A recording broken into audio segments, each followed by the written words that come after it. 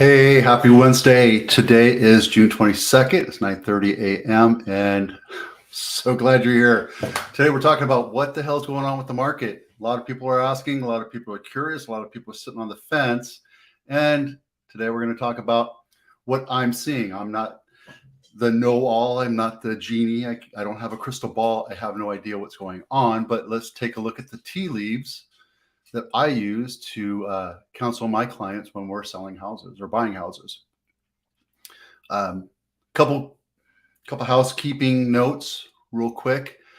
This earlier Monday, we talked with Scott Hill and talked about what's going on with rates and all this other stuff that's possibly going on from the mortgage point of view. And we did kind of a Pollyanna Chicken Little point, talk of, negative and positive, what could possibly going on, because I don't want to give you a definitive answer. I want you to take the clues that we have, the knowledge that we have, and make your own opinions. And that's, how I've always lived my life. So that this Friday, I'm also going to be doing another live on Moving To. We have a Moving To series, and I interview a lot of people from all across this great nation of ours and Canada, because I'm Canadian. And we talk about what happens, we compare and contrast living in San Jose versus, British Columbia or Vancouver, British Columbia, or, downtown Denver or Tampa. This Friday, I'm going to talk about our latest vacation. We went to Cape Coral. I always want to call it Cape Coral. Coral Gables in Miami. But we went to the Gulf Coast because I've never actually been there and found a lot of great information. I want to share it with you. So anyway, talk about that. Let's get down into the granular, the fun numbers of why you came here. Let's pop this up real quick. Days on market. Now, I used 40 days on market as a baseline for the last 5-10 years, and the number continues to grow. As you can see, the number that we reported last week is 171, and today it's 235. This one I just did for fun. It was actually Monday, kind of playing with it. I wanted that information so when I talked with Scott, he can have we could have some rallying around that idea. And what I'm seeing with these other numbers here, now these are homes for sale. It's the aggregate number of homes for sale within a city, within the city boundaries. Single family homes, not necessarily townhomes or condos, but single family homes, right? So take it with a grain of salt. The story that I'm seeing here, that I'm pulling out from all this, is that for now, we've kind of ramped up and we're at a peak. We're kind of at a small peak. I don't know if it's a plateau. We're going to continue to see these numbers rise. I don't know if we're going to see it fall or if we're going to see going straight. So we just don't have an idea of what's going on with the market other than what we see, right? And what we're doing is showing you what's behind what the history shows, kind of getting a glimpse of it and kind of understanding that. So if you look at San Jose, last week we had 555 homes for sale. This week we have 593. This is just the city, not the county of Santa Clara, not Sunnyvale, Cupertino, what have you. It's just the city of San Jose. It's the same thing here. Tampa, we had almost 900. Today we have 983. These numbers aren't going sky high and hockey stick ramping up. We're seeing them kind of go up. As a matter of fact, I think there was one. Is it Chicago? No. There's one that actually went down. Atlanta went down by 4. So again, that's why I'm saying we're seeing the ramp up kind of level off as to how many homes on market. Now, these are not homes on market over 40 days. These are just homes on market right now, today, as I saw them. And you can go to these things right here if you want. I'll send you a link or two so you can actually see the numbers, right? So these are just numbers that I'm pulling off a Realtor. This number right here, I pull off of our MLS. Since I'm a part of the MLS, I can tell you specific numbers for what's going on here as well. So what's really going on in the market, right? Well, I'm sure you are, unless you have your head in the sand, I'm sure you're aware that rates went up. And I think we know that rates are going to continue to go up. So what people are seeing is, if you're a buyer, you're tired, you're beat up, you've written 20 offers, you're exhausted, you're just kind of on hold. Now you're like, well, let's see what the market's going to do. I can wait. I'm not in love with any house. I'm just going to sit here and see what the market does. And, maybe in the back of their mind, they're saying, hey, if I wait another 4 or 5 months, because I already waited a year or 2 or 18 months or maybe even 6 months, and they're exhausted. If I wait another 6 months, let's see what happens. I can still pay rent. And now that's my Chicken Little, the sky is falling. Pollyanna would say, or Scott would say, this is a great time to buy because there's less competition in the market. And it's true. Outside of the fact that if you look at the next thing that we're going to talk about, median priced homes for regular Americans at the $300,000 and $400,000 range are being sucked up by corporations. But we're going to go into that in a little bit. Rates are going to continue to rise. Now, this is a forecast from the LIBOR, London Index, blah, blah, blah, whatever the number thing is. I'm not a lender, so I don't need to know these numbers. If you look at these numbers, it's not super horrible. If you look at the numbers from a Chicken Little, the sky is falling point of view, the feds are going to testify every quarter, right? And every quarter they say for the next 2 cycles, we suggest that the rate go up or go down. And over the last cycle, they said we suggest it goes up 0.75, which we haven't seen since the 80s or 90s. They're suggesting that there's going to be incremental increases in interest rate. And this is mortgage rates, but this also follows suit with credit cards and car loans and all other kind of financing, right? So this is just another way of us looking at it, right? So it becomes less and less affordable. Going back to what the feds do, they say in the next 2 cycles, we suggest you increase the rate 0.75 basis. I saw somewhere else that they could raise the rates half a point or 0.5 or 50 basis points or 0.5%, right? Every time. And if you do that over the next 3 quarters, which is 6 cycles, that's 3%. That means we're going to be over 10% by January, February. I'm not saying that that's going to happen. I'm saying it could happen. That's a mentality of, oh no, the sky's falling. What's going to happen? What's going to happen? How can you combat against this if you're in the market? Well, you can get in on a rate right now, but I can tell you straight up that sellers still have the mindset that everything's hunky-dory. We're going to hold still and see where we are. Some houses are coming down. As a matter of fact, the last time I looked, which was last night around 9 o'clock, there were 308 price reductions out of those 593 active homes. So it's not 593 minus 308 because some of those went pending, right? So if I went down $100,000 and all of a sudden I got an offer and I went into contract, that's not part of this number. So don't think of it as 1 for 1. All right. So here's the other part of the problem, right? Our rates are going to continue to go up, which makes it less affordable for middle America, the average earner, which means an average earner makes about $80,000 in the United States, $60,000 to $80,000, right? Depending on what state you live in. Right here, right? Depends on where you're from. If you have children, if not. So if you take $80,000, the average earner can afford $322,000. The problem with that is if the rates go up, which they could, it makes this less affordable. So your mortgage amount is really going to be $150,000 80. Let's just say worst case, well, not say worst case scenario. Say it goes up to 8%. You lost $30,000 in buying power, right? Which makes it less affordable.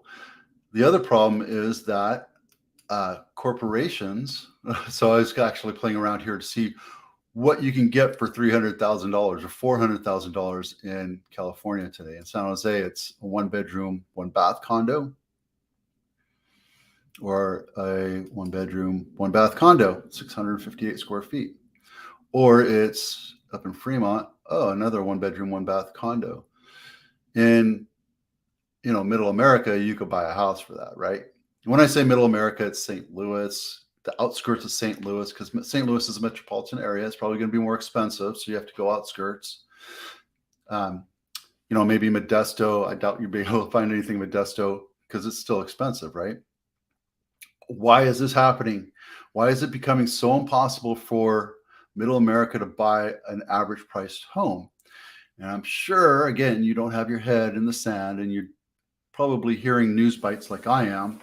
So I did a little bit of research, and what's happening is corporations and hedge fund investors and big companies like Apple and Facebook, etc., are buying up property. Now, Apple and Facebook are buying property here so that they can offer it at a discount to rent to their newly hired employees, because people are coming in from middle America, coming here and saying, screw that, I'm not going to pay that to live here.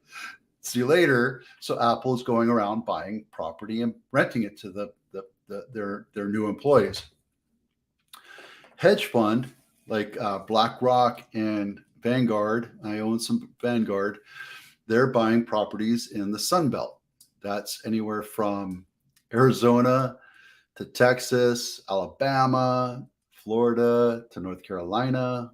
Anything that's under 300, around 300 and lower, they're snapping up, which, going back to these numbers here, makes it really hard for middle America to buy a house. They're competing against the hedge fund investors who can buy their houses for cash, right? And for a while, there's the iBuyers that are doing the same thing. I'm sure you heard that Zillow sold $400 million worth of their inventory because they had an iBuyer platform. And they sold it to BlackRock, I believe, or another hedge fund investor. $400 million. That's a lot of single-family homes that we could have put average Americans into as homeowners. And now there's policies that are being written or just debated about. But this is a situation where we're making it very difficult for middle America to continue to live and become homeowners and understand or enjoy the American dream of owning a home. I say that as a Canadian who's been naturalized. So what's going on now, right? So we're competing, average Americans are competing against upper echelon hedge funds that are paying cash, letting you buy into these houses. What's really bad about this, what's really, really bad, is we don't have the average American. We have middle America. We have people that are making $100,000, $200,000, and they're now competing and getting priced out of the market because these hedge funds are going around, these iBuyers are going around buying these $300,000 houses, right? So let's just call it,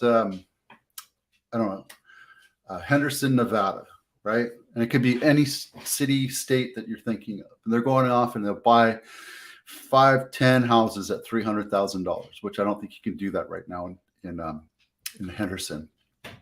But just use that as a model, right? They buy 10 houses at $300,000, and then they go and buy another 3 or 4 houses at $450,000 or $500,000, right? So what does that do? It rises the tide and the value of all those other 10 houses that they bought, along with the entire community, right? So everybody's like, oh, that's not so bad, and that's not so bad. But what's really bad is, one, it keeps average Americans from being able to buy a house, but it also takes the middle American, the people that are making $100,000, $200,000, and they're pushing them out and saying, you can't afford this anymore. Now you have to spend $500,000, $600,000 on a house, right?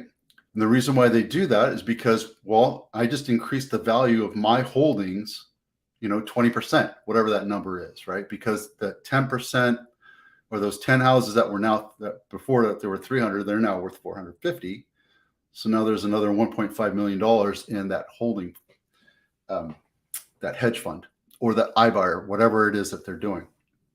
It makes it unfair for average Americans making, minimum wage or a decent occupation. Blue collar workers making $20, $30, $40, $50 an hour, they're seeing the struggle too because they can't afford to do this, right?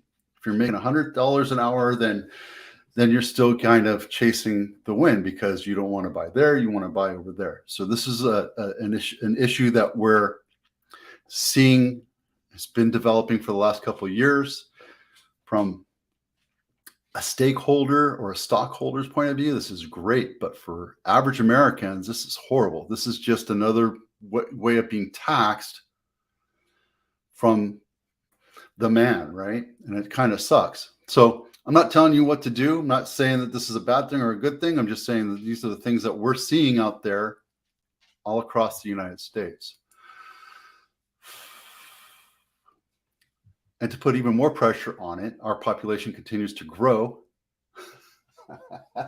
Wait. Is this it? Yeah, no, this is it right here. One good thing is lumber prices are getting lower, right? But that is a story unto itself, which if you look into this is why is it getting lower? Well, it got super crazy expensive. You were paying $8 for a 2x4, a stud, which is, that's unconscionable. It's unheard of. It was crazy when it was $2 or $3 a stud, right? And that's just one example, right? That's like the parody thing of like the Big Mac, because you have to buy drywall, you have to buy insulation, you have to buy screws and nails and all this other stuff. Everything goes up. But if you look at lumber as the index or the baseline of what's going on in construction, prices went up, labor went up, acquisition costs went up, taxes, I'm sure, went up, right? And of course, the planning department needs their permits to go more expensive, make it more difficult for people to do it because, well, they're busy. And the way to stave that off is by increasing prices for their city. Well, now that lumber demand has waned, we're seeing prices go down, right? This is all part of this bigger story. Pricing is part of it, right? If demand goes down, supply remains stable. If demand goes down, then prices will go down, right? And this kind of proves the point. So this is census, from the census, new residential construction rate in May of 22, construction starts have decreased significantly. I mean, you can see how bad it was back in the onset of COVID, but now everything was pretty gravy. Rates went up, rates went down, rates went up. Everything's going good. Now we're seeing sky high inflation. We're forcing construction starts to stall or stop altogether. And a construction start is a new home build, right? So you go to Lennar or US Homes or wherever in these big places and they're building, 450 units. They're not going to start the next phase, right? They're not going to start the next phase of building. They're going to continue to complete what they have for right now because it's still affordable. But what they have to start in the next place, they have less profit than what they were promising their investors. So if you have an investor and saying, hey, Mr. Investor, I promise you 20% return on your investment, just put, $2 million here, and I'm going to get you 20% back. Well, now they're like, I can't deliver on that. There's just no possible way. Inflation's getting me. Labor costs is getting me. Material costs is getting me. Acquisition costs is getting me. Permit costs is getting me. And there's less demand because middle America can't afford to buy homes anymore. So they're getting squeezed, which means they're going to put their construction starts or new home starts on hold. And this is one piece of evidence of that. This is another one right here. So this is US News. I'm just kind of digging around, kind of forming a story so you can understand what's going on. Foreclosures is another part of the story. It's not really big news because it's not a really big number. I mean, this is 2008, 2009 time frame right here, right? This is when it was really bad, 10, 15 years ago. It's still starting to go back. Now, what's happening is the Pollyannas are saying, well, everybody that bought a loan today has blood in their, or has, meat or blood in the game. They have a hefty down payment. They have equity built into their house, right? So let's say they bought $1 million house and they put 20% down. They have $200,000 in equity, right? Back in 2008, 2007, 2006, you didn't have to do that. You just fogged up a mirror. They would give you a loan. Everything was great. And as long as the prices of houses continued to rise, everybody was happy. When that happened, everybody realized that that house of cards fell, and all of a sudden margins were called. People started owing people money. The banks went out of business. It was a turmoil, or tons of bank-owned properties, tons of short sales. Everybody was kind of just sitting, waiting what's going on. We're saying that this can't happen again, but it can happen again, because what could happen is the high inflation could stall the market along with the high rates, making it less affordable for Americans to be able to buy property, because it's not affordable. Because instead of paying $300,000, now I have to pay $450,000 for that same house, and yet rates are make it less affordable for me because I'm an average American. I can't afford to pay $450,000 for a house. So I'm back to renting. I'm sitting there on the fence. I'm forced to wait, which will slow demand. And as you see, inventory is continuing to rise. It hasn't really peaked, but it kind of stalled out this week. We're continuing to see it go up. As inventory rises or supply increases, demand wanes, prices will drop. How much? We don't know. But worst case scenario, because you could play chicken little, worst case scenario, it goes down to 30% of what you bought your house for. So now your $1 million house is now worth $700,000. Your equity's gone. Now you're paying mortgage to a negatively performing asset. We would tell you to hold on, right? Well, what happens if layoffs start happening? What happens if, the stock market's continuing to crash, which we talked about last week, and we talked about on Monday, the market continues to crash. Again, I'm not saying this is what's going to happen. I'm just saying, what if? This is Chicken Little saying, oh, blah, blah, blah. What happens if the stock market crashes? What happens when a stock market crashes? Construction starts construction starts halt, layoffs start. Middle America can't afford to keep their mortgage, right? There's some stuff that we can put in place to halt the foreclosures, but that would be policymakers putting those brakes on. Can't testify to whether they do that or not. However, we're all set up for a perfect storm. Pollyanna would say, this is a great time to buy. Don't be afraid. Keep going. Keep doing the same thing. There's less investors. The high cost interest rates are pushing investors away. They're pushing a lot of your competition away. This is a great time to buy. And I agree for the most part. But what happens if, right? Do you have enough money to pay for your mortgage and your family and gas and whatever, food for the next 3 years? And as we've heard, I'm pretty sure everybody already knows, the average American has $2,500 in savings in their bank account, right? So are you ready for the long haul? And my fear is that a majority of us do not have that ready to go, right? We may have spent money on prepping. I had buckets of food in my camper. I'm ready to bug out. But at the same time, the average American probably won't be able to keep their house.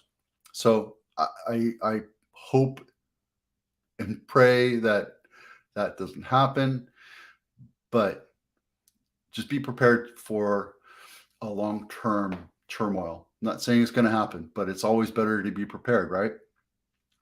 So anyway, that's my story. I'm sticking to it. I think what we're going to see in the next couple of weeks is that these numbers are going to continue to increase, not at a drastic rate right now, but once we start seeing interest rates of 8% and the stock market failing even more, and then we see more